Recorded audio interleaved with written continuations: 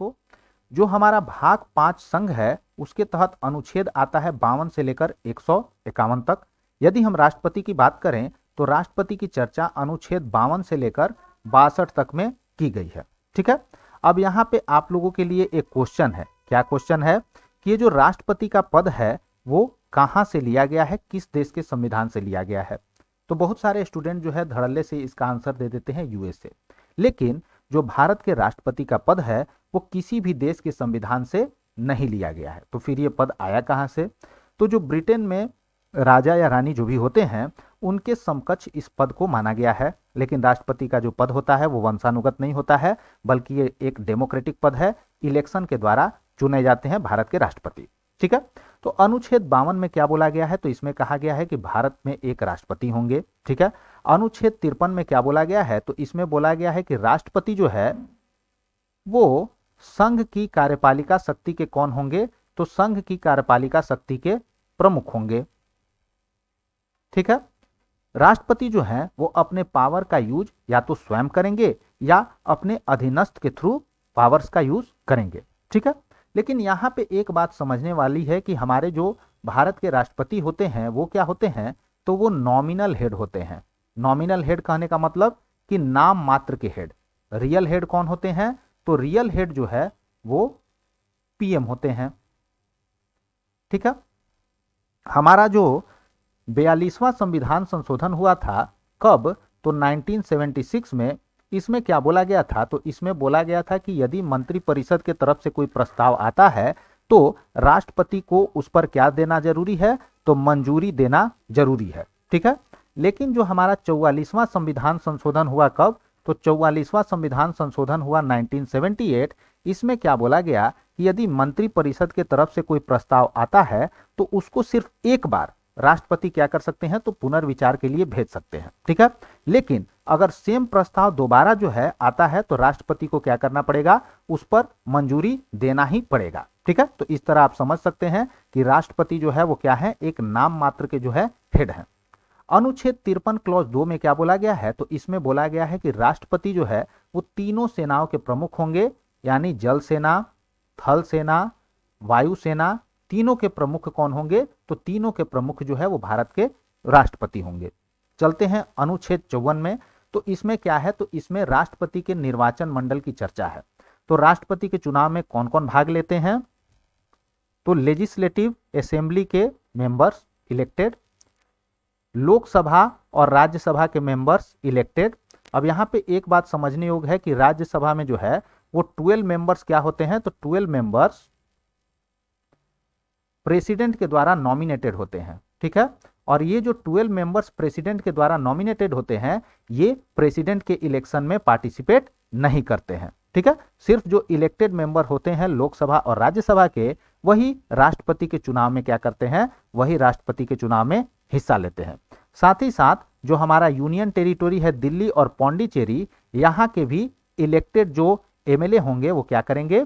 तो राष्ट्रपति के चुनाव में पार्टिसिपेट करेंगे। और ये जो है 70वां संविधान संशोधन 1992 में जोड़ा गया था। दिल्ली और पौंडीचेरी में आप लोगों को पता होगा कि यहाँ पे लेजिस्लेटिव असेंबली है, इसलिए यहाँ के भी जो है लेजिस्लेटिव असेंबली के सदस्य क्या करते हैं? चुनाव में हिस्सा लेते हैं राष्ट्रपति के। ठीक है, यहाँ पे एक बात नोट करने वाली है कि जो लेजिस्लेटिव काउंसिल होता है, लेजिस्लेटिव काउंसिल यानी विधान परिषद, उसके सदस्य जो है वो राष्ट्रपति के चुनाव में हिस्सा नहीं लेते हैं। इसका एक रीजन ये भी है कि विधान परिषद जो है वो सारे स्टेट में नहीं है, ये सिर्फ कुछ एक स्टेट में ही है। सेकंड बात ये है कि यदि राष्ट्रपति का निर्वाचन मंडल क्या हो? अपूर्ण हो या किसी राज्य की विधानसभा भंग हो तो इसका राष्ट्रपति के चुनाव पर क्या होगा? तो कोई इफेक्ट नहीं पड़ेगा। यदि राष्ट्रपति का जब चुनाव हो रहा हो उस समय किसी स्टेट का विधानमंडल भंग भी हो या आपको क्या है उस समय जो है निर्वाचन मंडल राष्ट्रपति का अपूर्ण हो, जब मान लीजिए विधानसभा कहीं का भंग होगा तो राष्ट्रपति मंडल अपूर्ण तो हो ही जाएगा, तो इस केस में भी राष्ट्रपति के चुनाव पर क्या होगा? कोई इफेक्ट नहीं पड़ेगा, वो एज इट इज होगा। ठीक है, अनुच्छेद 55 में राष्ट्रपति के निर्वाचन की प्रक्रिया से संबंधित प्रावधान दिए हुए हैं।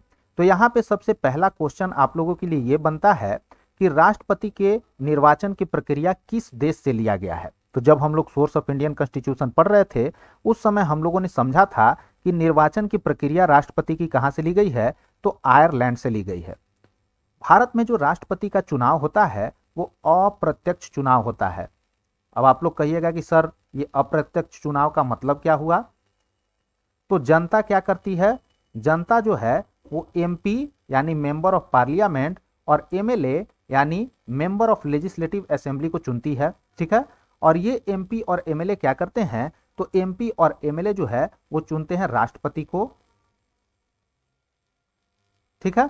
तो जनता जो है जिसको चुनी, उन्होंने किसको चुना, राष्ट्रपति को। जनता डायरेक्टली जो है वो राष्ट्रपति को नहीं चुन रही है, इसलिए राष्ट्रपति का चुनाव जो है वो क्या है, अप्रत्यक्ष चुनाव है। राष्ट्रपति के चुनाव में गुप्त मतदान होता है, यानी जो भी एमपी एमएलए वोट करेंगे जिस कैंडिडेट को भी, वो सार्वजनिक नहीं कर सकते हैं कि किसको उन्होंने क्या किया है, तो वोटिंग किया है। प्रिफरेंशियल वोटिंग यानी वरीयता मत होता है। Proportional representation by means of single transferable vote method से क्या होता है, तो इलेक्शन होता है। इसको ऑलरेडी हम लोग इनिशियल क्लासेज में बहुत डिटेल में समझे थे। जीतने के लिए वोट कितना चाहिए होता है, तो 50% प्लस 1। मान लीजिए टोटल वोट की संख्या कितनी है, 500, तो इसका 50% कितना हुआ, तो इसका 50% हुआ 250। इसमें 1 आप ऐड कर लीजिए, तो 251 वोट जिसको आ गया वो क्या होगा, वो जो है विनर हो गया। एमएलए के वोट का वैल्यू क्या होता है, एमएलए जिस स्टेट के हैं उस राज्य की जनसंख्या किस आधार पर, तो 1971 की जनगणना के आधार पर डिवाइडेड बाय राज्य में चुने गए एमएलए की संख्या, और इसको आप मल्टीप्लाई कर दीजिए 1/1000 से, तो आपको किसी भी स्टेट के एमएलए का वोट का वैल्यू मिल जाएगा। और मान लीजिए एज फॉर एग्जांपल बिहार आप लेते हैं, ठीक है, तो बिहार के सारे जितने भी एमएलए हैं उनके वोट का वैल्यू क्या होगा, तो उनके वोट का वैल्यू सेम होगा। अगर हम एमपी यानी मेंबर ऑफ पार्लियामेंट के वोट के वैल्यू की बात करें, तो सभी जो राज्य हैं उनके एमएलए के वोट के वैल्यू को हम क्या कर लेंगे, सम कर लेंगे, और उसको डिवाइड किससे कर देंगे, तो लोकसभा और राज्यसभा के चुने हुए एमपी की संख्या से, तो हमको मेंबर ऑफ पार्लियामेंट के वोट का मूल्य मिल जाएगा, ठीक है। और जो भी आपके एमपी होते हैं, चाहे वो राज्यसभा के हों चाहे वो लोकसभा के हों, सारे के वोट का वैल्यू क्या होगा, सेम होगा। लेकिन जो एमपी हैं उनके वोट का वैल्यू क्या होता है, एमएलए के वोट के वैल्यू से ज्यादा होता है। एमपी ब्रॉडर एरिया को रिप्रेजेंट करते हैं एज कंपैरिजन टू एमएलए, इसलिए उनके वोट का वैल्यू जो है वो एमएलए के वोट के वैल्यू से ज्यादा होता है। आगे चलेंगे। राष्ट्रपति के चुनाव में दल बदल कानून लागू नहीं होता है, ठीक है। इसको समझेंगे जरा। मान लीजिए कोई पार्टी है, इसका कोई एमएलए है, ठीक है, और यहां पे XYZ प्रेसिडेंट के कैंडिडेट हैं, ठीक है। इस पार्टी ने क्या किया है, तो अपने पार्टी के सारे एमएलए और एमपी को बोला है कि आप लोग जो है एक्स को वोट देंगे। लेकिन कोई एक एमएलए है इस पार्टी का, इनको लगा कि नहीं, सबसे बेस्ट कैंडिडेट जो है वो क्या है, वाई है प्रेसिडेंट के लिए, तो इसलिए हम वाई को क्या करेंगे, वोट करेंगे, ठीक है। तो भले ही ये वाई को वोट कर दे अपने मन से, लेकिन पार्टी जो है इनके अगेंस्ट में दल बदल कानून के हवाला देते हुए कोई भी क्या कर सकती है, कोई भी एक्शन नहीं ले सकती है, ठीक है। प्रेसिडेंट के चुनाव में जो भी एमपीज हैं, जो भी एमएलएज हैं, उनको जिस कैंडिडेट को मन करे वो उसको क्या कर सकते हैं, वोटिंग कर सकते हैं। उनके अगेंस्ट में दल बदल कानून नहीं लगेगा, ठीक है। नीलम संजीवा रेड्डी एकमात्र निर्विरोध चुने हुए राष्ट्रपति हैं। पहला कार्यवाहक राष्ट्रपति जो है वीवी गिरी है, ठीक है। जो आपके नीलम संजीवा रेड्डी हैं वो एकमात्र ऐसे राष्ट्रपति हैं जो कि बिना किसी विरोध के क्या हुए थे, तो चुने गए थे। और एक्टिंग राष्ट्रपति की बात करें तो पहले एक्टिंग राष्ट्रपति कौन थे, तो वीवी गिरी थे। अभी तक सिर्फ 1969 में एक बार ऐसा हुआ है जब राष्ट्रपति के चुनाव में दूसरे चरण की गिनती हुई है। राष्ट्रपति के चुनाव में जनरली क्या होता है कि पहले चरण की गिनती में ही ये फाइनल हो जाता है कि कौन कैंडिडेट जीता। लेकिन 1969 में क्या हुआ कि दूसरे चरण की भी क्या हुई, गिनती की आवश्यकता पड़ी, और इस समय वीवी गिरी ने नीलम संजीवा रेड्डी को क्या किया था, तो हराया था। अब जरा हम लोग समझेंगे कि राष्ट्रपति के चुनाव का जो वोटिंग होता है वो कैसे होता है, और काउंटिंग जो वोट का होता है वो कैसे होता है। देखिएंगे जरा। मान लीजिए कि राष्ट्रपति के चुनाव में ABCD 4 कैंडिडेट खड़े हैं, ठीक है, ABCD 4 कैंडिडेट खड़े हैं। अब कोई मान लीजिए आपका वोटर है, ठीक है, कोई एमपी या एमएलए जो वोटर है वो क्या इसमें कर सकता है, तो बी को पहले पोजीशन पर रख देगा, ए को सेकंड पोजीशन पर रख देगा, सी को थर्ड पर रख देगा, डी को फोर्थ पर रख देगा अपने मन के हिसाब से। कोई दूसरा वोटर है, मान लीजिए वोटर 1 ने इस तरीके से किया, कोई दूसरा वोटर है उसका मन किया कि नहीं हम चारों को नहीं देंगे, चारों हमको अच्छा नहीं लग रहा है, हमको क्या अच्छा लग रहा है, तो हमको सिर्फ बी और सी ही अच्छा लग रहा है। तो ये क्या कर सकते हैं, ये जो है बी को फर्स्ट पोजीशन पर रख सकते हैं, सी को सेकंड पोजीशन पर रख सकते हैं अपने मन से। यानी सिर्फ इन्होंने क्या किया, बी और सी को ही अपनी वरीयता में रखा, बाकी ए और डी से कोई मतलब नहीं। कोई तीसरे वोटर हैं, उनको क्या इच्छा किया, उनको किया कि नहीं सारे के सारे बेकार हैं, सिर्फ जो है बी ही बेटर है, तो वो क्या करेंगे, ए बी सी डी में सिर्फ बी को क्या करेंगे, फर्स्ट पोजीशन पे रख देंगे और बाकी किसी को वोट नहीं देंगे। लेकिन मिनिमम जो है एक कैंडिडेट को आपको वोट देना ही है। ठीक है, तो ये तो हो गया कि वोट देने की प्रक्रिया। अब आते हैं कि गिनती कैसे होगा। तो मान लीजिए कि ये है आपका ए बी सी डी, ये आपका है ए बी सी डी। ठीक है, किसी ने क्या किया है तो बी को फर्स्ट में रखा है, किसी ने क्या किया है तो ए को फर्स्ट में रखा है, उसी तरह अलग अलग तरीके से। ठीक है, तो मान लीजिए जब वोट का गिनती चालू हुआ तो कुछ नतीजा इस तरीके से आया। ए को फर्स्ट पे मान लीजिए रखा है, टोटल वोट मान लीजिए कितना है, तो टोटल वोट हम मान लेते हैं कि 1000 है। ठीक है, अब इसमें ए को रखा है कितने लोगों ने, तो ए को रखा है 400 लोगों ने फर्स्ट पे। बी को कितने लोगों ने रखा है, तो बी को रखा है 200 लोगों ने। सी को रखा है कितने लोगों ने, 200 लोगों ने। और डी को कितने लोगों ने रखा है, तो डी को रखा है, चाहे इसको मान लेते हैं हम 150 लोग और डी को भी मान लेते हैं 150 लोग। तो 4 दूनी 6 और 4 दूनी 6, इसको भी मान लेते हैं 200। अब हो गया 4 दूनी 6 और 4 10। ठीक है, तो ये आया पहला चरण का नतीजा फर्स्ट राउंड काउंटिंग में। तो इसमें आप देख सकते हैं कि किसी का वोट भी 50% प्लस 1 नहीं है, इनका 400 है, लेकिन 50% प्लस 1 के लिए इनको 501 वोट चाहिए था, यदि टोटल वोट का संख्या 1000 है तो अब क्या होगा, अब जिसका सबसे कम वोट है, सबसे कम वोट किसका है, डी का, इनको जो है कैंसिल किया जाएगा। अब इस 150 वोट में क्या देखा जाएगा कि किसने सेकंड नंबर पर जो है किसको रखा है। मान लीजिए अब सेकंड राउंड का काउंटिंग हुआ, उसमें देखा गया कि डी वाले में जो है वो 105 लोगों ने क्या किया है, तो ए को रखा है सेकंड नंबर पे। ठीक है, तो यहां ए का वोट का काउंट कितना हो जाएगा, ए का वोट का काउंट हो गया 505। इनको क्या हो गया, तो इनको जो है वो मेजोरिटी मिल गया और ए जो है क्या हो गए, इलेक्शन जीत गया। ठीक है, तो इस तरीके से जो है राष्ट्रपति के चुनाव का वोट का काउंटिंग होता है और इस तरीके से जो है वोटिंग किया जाता है। अनुच्छेद 56 में राष्ट्रपति का कार्यकाल के बारे में चर्चा है। अनुच्छेद 56 क्लॉज 1 में क्या बोला गया है कि राष्ट्रपति का कार्यकाल कितने दिन का होगा, तो 5 साल का होगा। कब से, तो जिस दिन उन्होंने शपथ लिया है उस दिन से। यहां पे एक बात समझने योग्य है, जरा समझेंगे। मान लीजिए 2025 में क्या होता है, कोई राष्ट्रपति चुनकर आते हैं, ये क्या करते हैं कि 2027 में इस्तीफा दे देते हैं। ठीक है, कितने दिन इन्होंने कार्यभार संभाला, 2 साल, इनका टर्म कितना दिन का बच गया, 3 साल का। तो जो अगले राष्ट्रपति चुनकर आएंगे 2027 में, ये जो है इनके रिमेनिंग टर्म यानी 3 साल के लिए रहेंगे या 5 साल के लिए चुन के आएंगे। तो इसका सही जवाब है कि जो राष्ट्रपति चुनकर आएंगे 2027 में, जिस दिन वो शपथ लेंगे उस दिन से उनका कार्यकाल कितना होगा, 5 साल का होगा, न कि जो रिमेनिंग 3 साल बचा हुआ था उतने दिन का।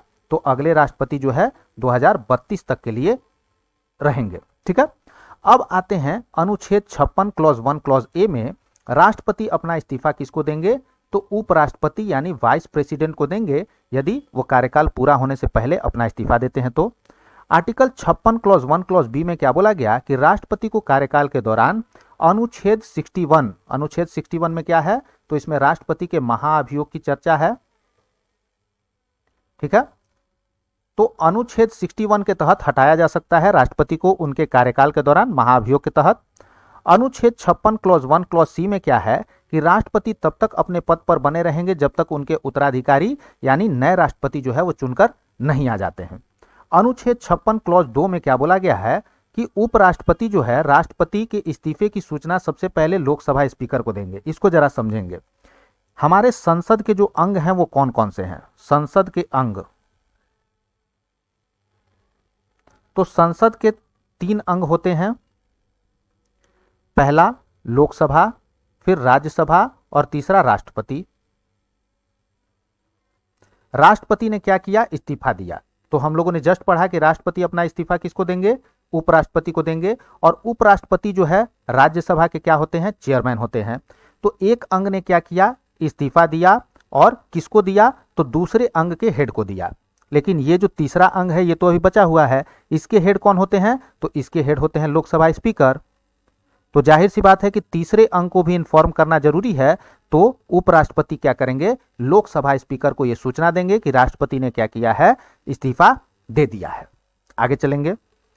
अनुच्छेद 57 में क्या है, तो राष्ट्रपति के पद का पुनर्निर्वाचन, मींस एक व्यक्ति जो है वो कितनी बार राष्ट्रपति बन सकता है, इसके बारे में चर्चा है। देखेंगे, भारत में कोई भी व्यक्ति कितनी भी बार राष्ट्रपति के पद को प्राप्त कर सकता है। भारत में एक व्यक्ति जो है कितना बार भी राष्ट्रपति का पद होल्ड कर सकता है। भारत में कोई व्यक्ति कितना भी बार राष्ट्रपति के पद का चुनाव लड़ सकता है। वही यदि अमेरिका की हम बात करें तो ज्यादा से ज्यादा कोई व्यक्ति जो है वो 2 बार ही क्या हो सकता है, राष्ट्रपति के पद को प्राप्त कर सकता है अमेरिका में। और 2 बार राष्ट्रपति यदि कोई अमेरिका में बन गया तो उसके बाद वो राष्ट्रपति का चुनाव भी जो है वो नहीं लड़ सकता है। ठीक है। यदि हम बात करें भारत की तो डॉक्टर राजेंद्र प्रसाद जो है लगातार 2 बार राष्ट्रपति चुने गए, 12 साल के लिए जो है वो राष्ट्रपति रहे थे। ठीक है। अनुच्छेद 58 में राष्ट्रपति की योग्यता से संबंधित चर्चाएं की गई हैं। यानी यदि कोई व्यक्ति भारत का राष्ट्रपति बनना चाहता है तो उसके पास क्या क्या योग्यता होनी चाहिए, इसके बारे में अनुच्छेद 58 में जिक्र किया गया है। ध्यान से देखेंगे, अनुच्छेद 58 क्लॉज 1 क्लॉज ए में क्या बोला गया है कि व्यक्ति क्या होना चाहिए, तो भारत का नागरिक होना चाहिए। अब यहाँ पे एक बात ध्यान देने योग्य है कि जरूरी नहीं है कि भारत का नागरिक जो है वो जन्म से ही हो। जो हम लोगों ने सिटीजनशिप अमेंडमेंट एक्ट 1955 पढ़ा था, उसमें जितने तरीके से भारत की नागरिकता प्राप्त की जा सकती है, किसी व्यक्ति ने किसी एक तरीके से क्या किया हो, भारत की नागरिकता प्राप्त की हो, तो वो जो है राष्ट्रपति का चुनाव लड़ने के लिए एलिजिबल है। अनुच्छेद 58 क्लॉज 1 क्लॉज बी में क्या बोला गया कि न्यूनतम उम्र क्या होनी चाहिए, तो मिनिमम एज जो है वो 35 वर्ष होना चाहिए। अनुच्छेद 58 क्लॉज 1 क्लॉज सी लोकसभा का सदस्य बनने की योग्यता रखता हो। ठीक है। यानी किसी भी लोकसभा क्षेत्र में क्या हो, तो एज अ वोटर जो है वो नामांकित हो। अनुच्छेद 58 क्लॉज 2 में क्या बोला गया कि कोई व्यक्ति अगर लाभ के पद पर है तो वो राष्ट्रपति का चुनाव लड़ने के योग्य नहीं होगा। अब ये लाभ का पद क्या होता है, तो लाभ का पद मतलब कि कोई व्यक्ति अगर ऐसे किसी पोस्ट को होल्ड करता हो जिससे उसको कुछ वित्तीय लाभ हो रहा हो, उसको जो है पेमेंट मिल रहा हो या भत्ता मिल रहा हो या उसको कोई सुविधा मिल रहा हो, तो वो क्या होगा, लाभ का पद होगा। ठीक है।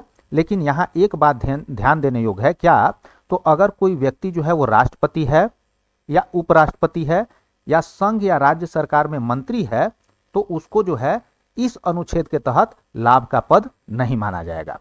आगे चलेंगे। अनुच्छेद 59 में राष्ट्रपति के कार्यालय की शर्तें, राष्ट्रपति के कार्यालय की क्या क्या शर्तें हैं ये देखेंगे। अनुच्छेद 59 क्लॉज 1 में क्या बोला गया कि राष्ट्रपति को संसद के किसी सदन या राज्य के विधानमंडल के किसी सदन का सदस्य नहीं होना चाहिए। ठीक है।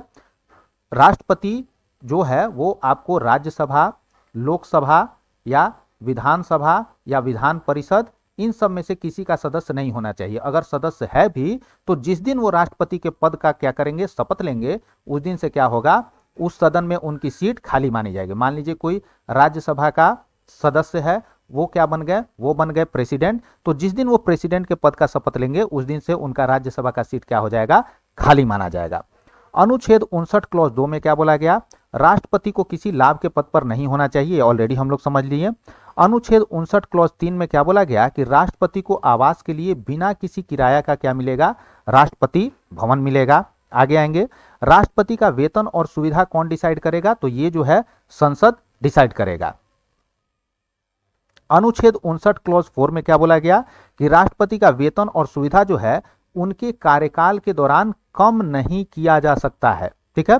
मान लीजिए कोई राष्ट्रपति अपॉइंट होते हैं 2025 से लेकर 2030 तक, तो इस दौरान उनका कोई भी सुविधा या वेतन जो है वो क्या किया जा सकता है, कम नहीं किया जा सकता है। और ऐसा नियम इसलिए रखा गया है ताकि जो है फ्री होके वो काम कर सके। ऐसा नहीं कि उन्होंने क्या किया, तो संघ के जो सरकार है उसके अगेंस्ट में कोई डिसीजन लिया तो उनका जो है सैलरी में कटौती संसद में कोई बिल पास करके कर दिया जाए, नहीं, ऐसा नहीं हो सकता है। उनका जो भी सैलरी और सुविधा है वो उनके टर्म के दौरान कम नहीं हो सकता है।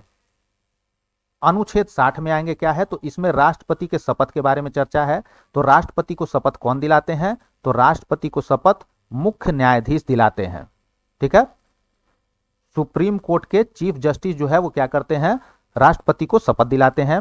अगर वो अनुपस्थित हैं तो सर्वोच्च न्यायालय के वरिष्ठ न्यायाधीश यानी सीनियर मोस्ट जज जो है वो क्या करेंगे, राष्ट्रपति को शपथ दिलाएंगे। तो ये अनुच्छेद 61 में राष्ट्रपति के महाभियोग के बारे में चर्चा है। अब सबसे पहला सवाल ये उठता है कि ये महाभियोग का जो कॉन्सेप्ट है वो कहां से लिया गया है। तो जब हम लोग सोर्स ऑफ इंडियन कॉन्स्टिट्यूशन पढ़ रहे थे उस समय भी हम लोगों ने चर्चा किया था कि ये कॉन्सेप्ट जो है वो यूएसए से अडॉप्ट किया गया है। ठीक है, तो ये भी अपने आप में आप लोगों के लिए एक बहुत इंपॉर्टेंट क्वेश्चन है कि जो राष्ट्रपति के महाभियोग का प्रोसेस है वो यूएसए से लिया गया है। अब ये जो महाभियोग का प्रोसेस है ये अर्ध न्यायिक प्रक्रिया होती है। महाभियोग का इस्तेमाल सिर्फ राष्ट्रपति को हटाने के लिए किया जाता है। महाभियोग का आधार क्या होता है, यानी किस बेसिस पर जो है राष्ट्रपति के अगेंस्ट में महाभियोग प्रस्ताव लाया जा सकता है। तो महाभियोग का आधार जो है वो संविधान का उल्लंघन होता है। इस आधार का इस्तेमाल सिर्फ राष्ट्रपति को हटाने के लिए किया जाता है।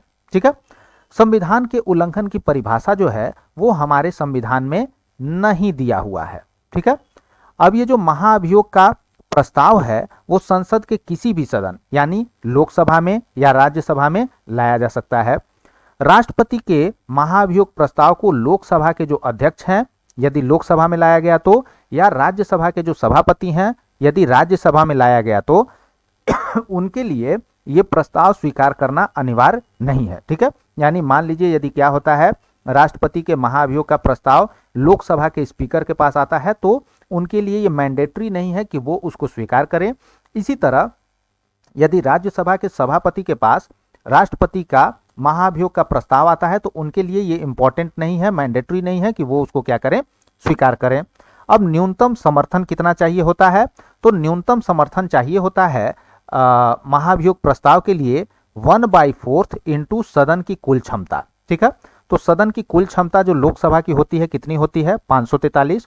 तो यदि लोकसभा में महाभियोग प्रस्ताव लाया गया तो कितना समर्थन न्यूनतम चाहिए, तो 1/4 इंटू 543। और यदि राज्यसभा में महाभियोग प्रस्ताव लाया गया तो इसके लिए आपको क्या चाहिए न्यूनतम समर्थन, तो 1/4 इंटू 245, क्योंकि 245 जो है वो राज्यसभा की कुल सीट है।